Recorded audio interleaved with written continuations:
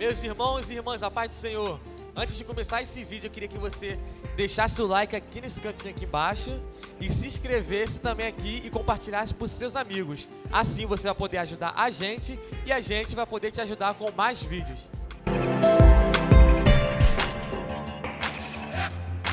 Cumprimento a igreja que parte do Senhor, amém? Fique de pé, por favor, em nome de Jesus. E abra sua Bíblia no livro de Jonas. Jonas, capítulo 1. Amém? Quero agradecer a Deus por esta oportunidade, ao presbítero pela oportunidade, pela confiança, ao pastor de obreiro, em nome de Jesus. Vim acompanhado da minha esposa que está ali. Amém? Jonas, capítulo 1, versículo 1 ao versículo 5.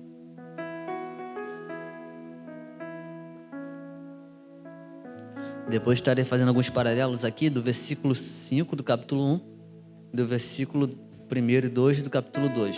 Amém? Aí depois para frente também, o versículo 3 do capítulo 1 e o versículo 10 do capítulo 2. Amém? Mas primeiro vamos começar Jonas capítulo 1, versículo 1 ao versículo 5. Amém, irmãos? Amém. Minha tradução está diferente, mas apenas acompanhei, que diz assim: A palavra de Yahvé veio a Jonas, filho de Amitai, com esta ordem: Dispõe-te ou levanta-te, vai à grande cidade de Nínive e prega contra ela, porque a sua malignidade subiu até a minha presença. Entretanto, Jonas decidiu fugir da presença de Yahvé, o Senhor, e partiu na direção de Tarsis. Descendo para Jope, encontrou um navio pronto a zarpar ou partir para Tarsis. Pagou a passagem e embarcou nele, a fim de ir para a cidade de Tarsis, tentando escapar da presença de Yahvé. Contudo, Yahvé fez soprar um forte vento sobre o mar, e caiu uma tempestade tão devastadora que o barco ameaçava arrebentar-se. Versículo 5: Todos os marinheiros foram tomados de grande pânico, e cada um daqueles homens passou a clamar ao seu próprio Deus. Em seguida lançaram ao mar a carga do navio, com o propósito de deixar a embarcação mais leve. Jonas, no entanto, havia se refugiado no porão do navio, e tendo-se deitado, dormia profundamente. Amém? Pode tomar seu assento em nome de Jesus.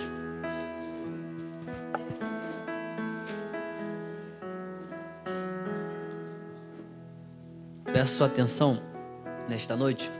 Livro de Jonas é um livro bastante conhecido por nós, um livro em que nós percebemos que é de grande lição para nossas vidas. Um livro que sempre vai nos dar orientações a respeito de Deus, principalmente do Deus misericordioso. O livro de Jonas nos mostra que Deus não só tem arrependimento, tem salvação somente para Israel, mas sim para toda a humanidade. E qual é a relação do livro de Jonas com o Novo Testamento? A relação do livro de Jonas com o Novo Testamento é a respeito da ressurreição de Cristo Jesus, o nosso Senhor. Porque se nós olharmos para Mateus capítulo 16, versículo 4, Jesus ele fala que a geração perversa, incrédula, ela pede um sinal. Aí Jesus fala assim: nenhum sinal dará para esta geração, a não ser o sinal de Jonas. Quando Jesus começa a expressar isto em Mateus capítulo 16, versículo 4, ele está falando a respeito da sua ressurreição. Porque quando Jonas ele vai para a barriga do grande peixe, significa dizer que é uma simbologia a respeito da ressurreição de Cristo Jesus, o nosso Senhor. Porque nós entendemos a palavra Trindade, embora não está na Bíblia, mas nós atribuímos ao Pai, ao Filho e ao Espírito Santo. Nós compreendemos que de fato eles têm funções a respeito da Bíblia. Eu quero explicar nesta noite. Deus, no que diz respeito à Bíblia, ele é o autor. O Espírito Santo é o intérprete e o foco principal é Cristo Jesus, o nosso Senhor. Amém? Então, da Bíblia, que diz respeito à Bíblia, Deus ele é o autor, o Espírito Santo ele é o intérprete que vai nos ajudar a interpretar de forma correta, e Cristo Jesus ele é o foco principal. Então, toda a Bíblia ela deve ser cristocêntrica, ou seja, pautada em Cristo Jesus. Então, o livro de Jonas nos mostra que, de fato, quando ele vai para a barriga do grande peixe, significa dizer que está apontando para a ressurreição de Cristo Jesus. Por isso que Jesus disse que nenhum sinal dará dado, a não ser o sinal de Jonas, ou seja, a geração incrédula que Jesus está falando, pede um sinal, mas o sinal que eu darei para vocês é que eu morrerei e ao terceiro dia eu vou ressuscitar. Amém? Entendido aqui? Dando continuidade, a Bíblia nos mostra que Jonas, ele era um profeta de Deus, e Deus ele dá uma ordem para o profeta: se levanta e vai até Nínive e prega contra esta cidade ou contra este local, porque havia um motivo. Qual motivo? A sua malignidade, os seus pecados, as suas iniquidades subiu até a minha presença, Jonas. E por isso você deve se levantar, se colocar à disposição em direção a esta cidade e pregar arrependimento. Só que o interessante é que Jonas ele se levanta e de vez ele ir para Nínive, ele desce a Jope, numa cidade portuária, e vai em direção para Tarsis, isto é, Espanha. Então ele quer ir contrário à vontade de Deus, mas nós sabemos que é muito complicado nós tentarmos lutar contra os propósitos de Deus. É a mesma coisa nós tentarmos lutar ou nadar contra a maré. Nós vamos tentar e nós vamos ficar no mesmo lugar. E é assim que aconteceu com Jonas, porque se nós olharmos o versículo 3, na minha tradução diz: entretanto, Jonas decidiu fugir da presença de Yahvé. Então Jonas ele recebe uma ordem. Jonas ele está debaixo de uma ordem de Deus. Só que no versículo 3 fala entretanto, ou seja, uma conjunção adversativa, uma oposição daquilo que Deus ordenou, algo ao contrário daquilo que Deus ordenou. A Bíblia diz que ele decidiu fugir da presença do Senhor. Então nós vemos aqui que Jonas ele toma decisões ao contrário da presença do Senhor. E esse é o maior erro de nós, seres humanos, que nós fazemos. Tomamos decisões fora da vontade do Senhor. E quando nós tomamos decisões fora da vontade do Senhor, nós entendemos que nós vamos se complicar a cada dia. Porque um ser humano que toma decisões fora da vontade do Senhor é como uma mosca na teia de aranha. Quanto mais ela se mexe, mais ela se enrola. Quanto mais ela se mexe, mais ela se enrola. Então, se Deus mandou, Deus deu uma ordem, nós precisamos se colocar à disposição e obedecer esta ordem. Porque decisões fora da presença de Deus trará consequências horríveis. E Paulo disse em Gálatas capítulo 6, no versículo 7 e versículo 8. No versículo 7 ele começa dizendo: não se engane, de Deus não se zomba. Aquilo que o homem plantar, certamente colherá. Então, aí está as nossas decisões, porque a vida ela é feita de decisões, e aquilo que nós plantarmos, certamente, Paulo não dá uma dúvida, Paulo não dá uma possibilidade, ele dá uma certeza. Você acreditando ou não, se você plantar, certamente você vai colher. Mas ele diz no versículo 8, se você plantar segundo a carne, você vai colher corrupção, mas se você plantar segundo o Espírito, você vai colher vida eterna em Cristo Jesus, o nosso Senhor. Então nesta noite nós estamos debaixo de decisões. Então aquilo que nós plantarmos, nós vamos colher. E de que forma nós vamos plantar? De forma certa. Paulo disse em Romanos capítulo 8, versículo 14: todos aqueles que são direcionados ou conduzidos pelo Espírito de Deus são filhos de Deus. Então quando a nossa vida é conduzida pela presença de Deus, Ele sempre vai nos conduzir da forma certa e da forma correta. Por mais que a situação esteja difícil, Paulo disse em Romanos capítulo 8, versículo 18: eu tenho por certo que as aflições presentes não há de se comparar com a glória que há de ser revelada feita em nossas vidas. Então, se você chegou aqui nesta noite tomando decisão conforme o Espírito de Deus, tenha certeza que as aflições presentes que você passa não há de se comparar com aquilo que Deus preparou para aqueles que tomam decisões certas de acordo com o Espírito de Deus. E o que Deus preparou? Primeira carta aos Coríntios, capítulo 2, versículo 9. Como está escrito: aquilo que o olho não viu, ouvido não ouviu, e nem subiu ao coração do homem, é aquilo que Deus preparou para aqueles que o amam, ou seja, para aqueles que tomam decisões de acordo com a vontade de Deus.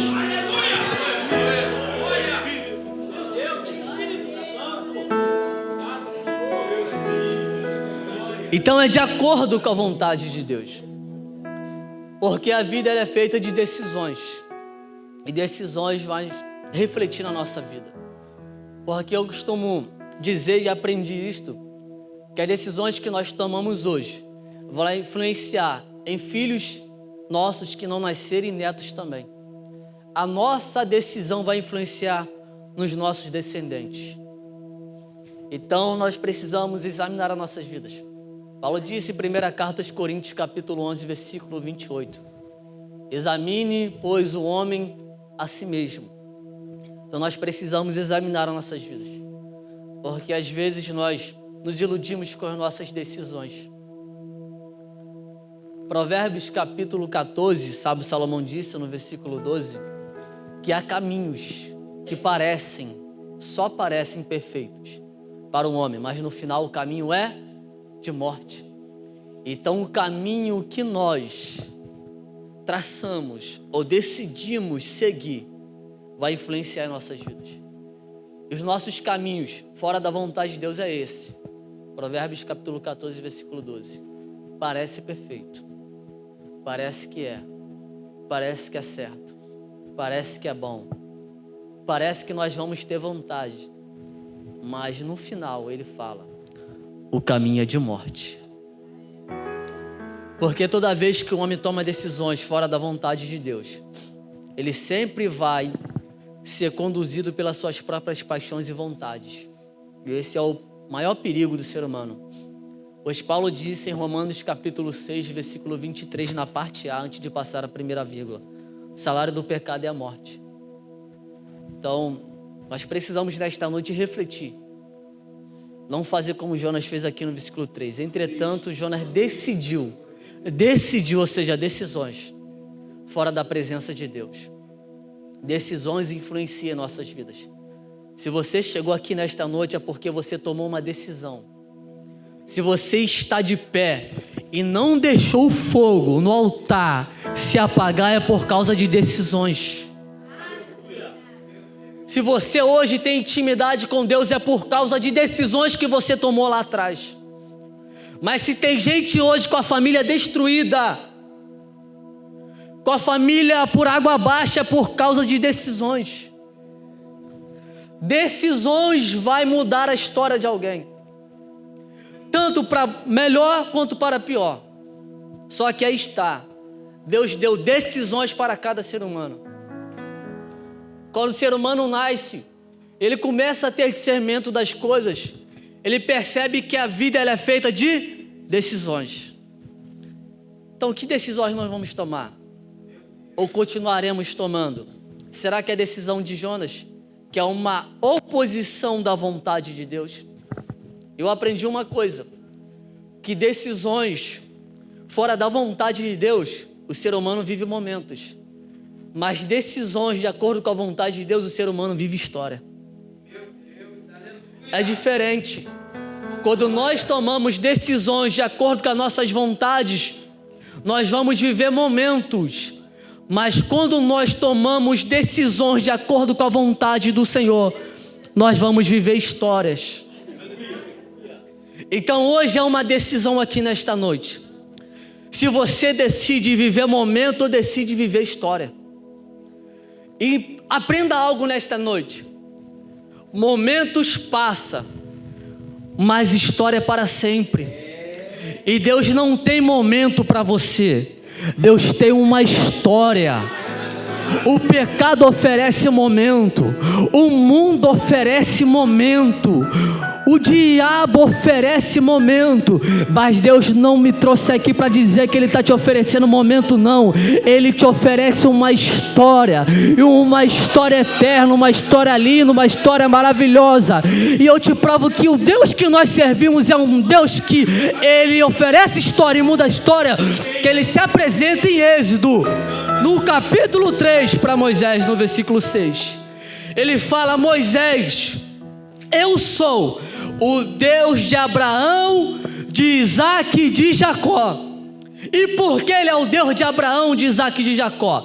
Se nós olharmos a história, a trajetória dos três, nós vamos perceber que Deus, Ele faz uma promessa para Abraão, Ele cumpre uma promessa em Isaac, e no Val de Jaboque Deus muda a história de Jacó. Ou seja, o Deus que nós servimos não é um Deus que oferece momento, mas um Deus que nós servimos é um Deus que é o Deus de Abraão, o Deus de Isaac e o Deus de Jacó.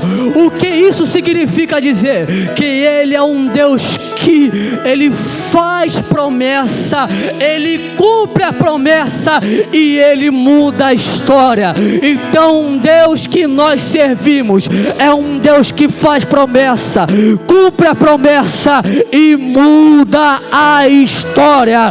O Deus que nós servimos é um Deus que faz promessa, cumpre a promessa e Ele muda a história. Então, um Deus que nós servimos não é um Deus de momento, mas é um Deus que Ele promete, Ele cumpre e Ele muda a nossa história.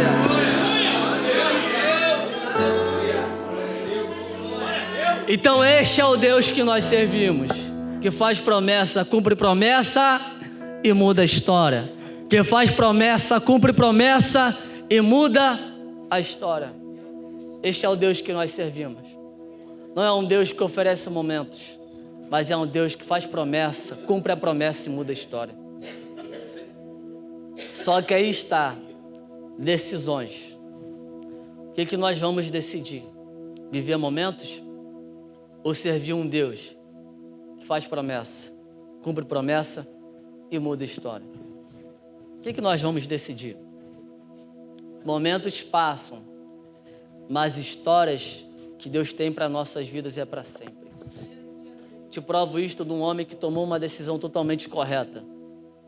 Ele viveu história com Deus e a história dele é refletida até hoje. Vou abrir aqui em Hebreus capítulo 11, versículo 24 e versículo 25. Decisões, ela muda nossas vidas. Porque o mundo oferece momentos, mas Deus oferece histórias. Hebreus capítulo 11, versículo 24 e 25.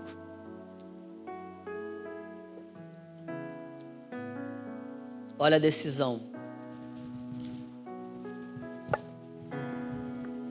Decisão correta. Hebreus capítulo 11, versículo 24 e versículo 25. Diz assim: pela fé, Moisés, já adulto, recusou ser aclamado como filho da filha do faraó. Repare que recusou significa dizer que ele decidiu não ser chamado como filho da filha do faraó. Então aqui é uma decisão. Agora versículo 25, preferindo, também está falando de decisões. Preferindo ser maltratado com o povo de Deus a desfrutar os prazeres que o pecado é capaz de proporcionar por curto período de tempo.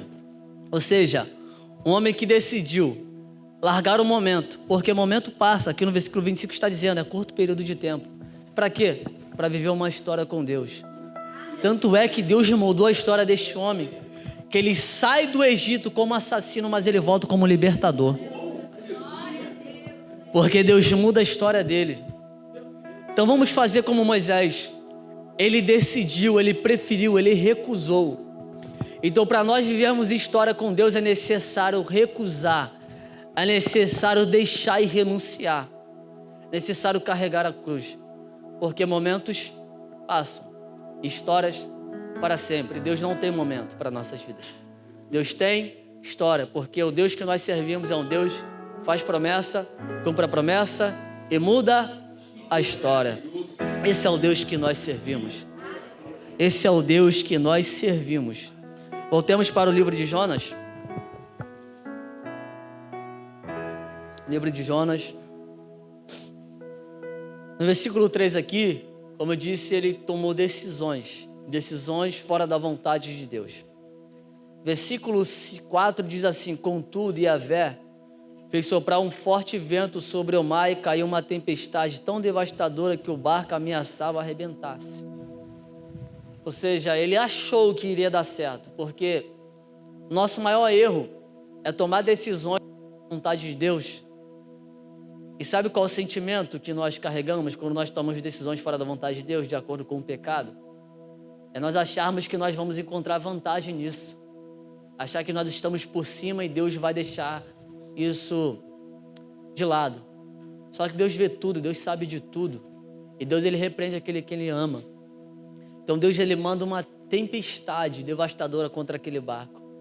Mas a tempestade que Deus manda não é para matar Jonas por causa da sua decisão errada, mas é para travar a vida dele, para ele voltar para o propósito. Então, decisões que nós tomamos erradas diante de Deus, ele sempre vai travar o barco das nossas vidas, para nós entendermos que caminhar sem ele não dá. A tempestade sempre será mais forte quando nós caminhamos fora da vontade de Deus. E o barco, ele poderia até afundar, só que Deus não permitiu. Ele permite que o barco balance, mas não que ele afunde, porque Deus ainda tem um propósito na vida de Jonas. Então nós precisamos entender que aquilo que nós formos plantar, nós vamos colher. E Deus, ele sempre vai nos repreender. Hebreus capítulo 12, versículo 6 fala que Deus, ele repreende a quem é que ele ama e corrige a todo aquele que ele aceita como filho. Então Deus, ele sempre vai nos repreender quando nós tomarmos decisões fora da vontade de Deus. Agora o versículo 5 do capítulo 1 de Jonas, olha aí, algo interessante. Agora eu quero fazer um paralelo com o capítulo 2, versículo 1 e versículo 2. Amém? Capítulo 1, versículo 5 diz: todos os marinheiros, fique atento neste versículo, para nós termos um esclarecimento. Todos os marinheiros foram tomados de grande pânico, e cada um daqueles homens passou a clamar o seu próprio Deus. Em seguida lançaram ao mar a carga do navio, com o propósito de deixar a embarcação mais leve. Jonas, no entanto, havia se refugiado no porão do navio, e tendo-se deitado, dormia profundamente. Então a tempestade está no navio. Jonas, ele desce para o porão e começa a dormir profundamente. Agora vamos para Jonas mesmo, capítulo 2, versículo 1 e versículo 2, que diz assim: então, dentro do ventre do peixe, Jonas orou a Yahvé, o seu Elohim, Deus, e disse: em meu desespero clamei a Yahvé, o Senhor, e ele me respondeu. Do ventre do Sheol, da morte, gritei por livramento, e tu, ó Senhor, ouviste o meu clamor. Agora vamos fazer comparação com esses dois versículos, ou melhor, esses três. Jonas capítulo 1, versículo 5, Jonas, ele faz o que no porão do navio? Ele dorme. Agora na barriga do peixe, o que é que Jonas faz? Ele ora. Só que vamos fazer uma comparação aqui. Onde que é mais confortável, fazendo esta comparação? No porão do navio ou na barriga do peixe? No porão do navio, correto? Então, no lugar mais confortável, o que que Jonas faz? Ele dorme. E no lugar desconfortável, o que que ele faz? Então, Deus olha essa situação. O homem está num lugar confortável, está dormindo. Tu acha que Deus vai deixar ele num lugar confortável? Lógico que não. Deus pega ele e faz transferência para um lugar desconfortável. Por quê? Porque no lugar confortável ele está dormindo, mas se Deus colocá-lo num lugar desconfortável, ele começa a orar.